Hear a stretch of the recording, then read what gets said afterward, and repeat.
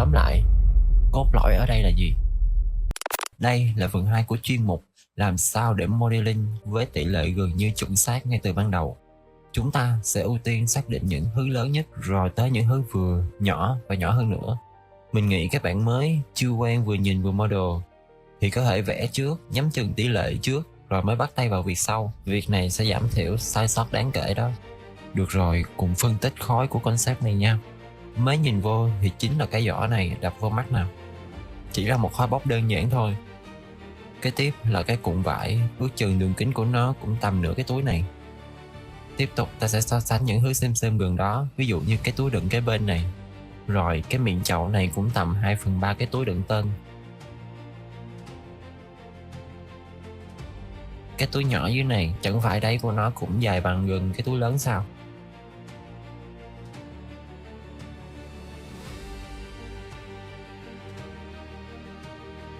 Ở trên thì nhỏ bằng 2/3 đáy.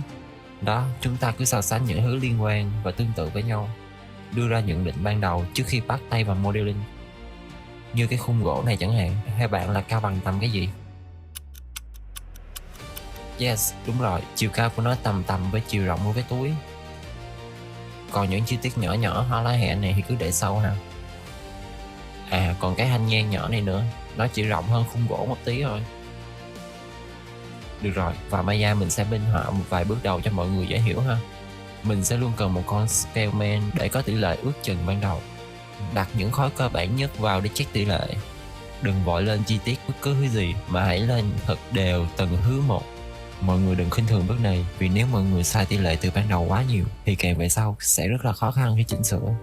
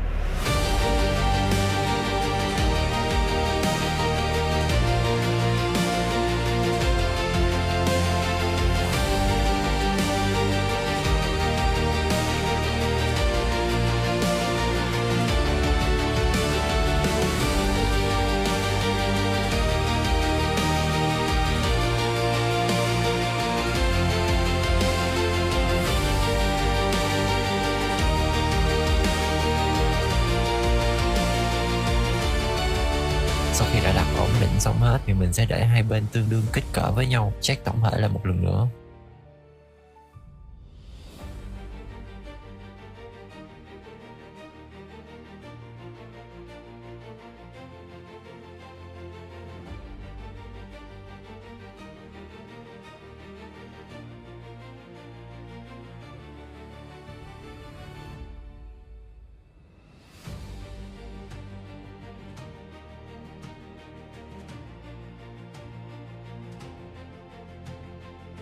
Ví dụ như cái sừng này, khi khối đã ổn, cái tiếp ta chỉ cần đo hai thằng này bằng nhau hay không. Trước mắt thì mình cũng thấy nó dài ngang ngửa ấy, hoặc có thể dài hơn một chút.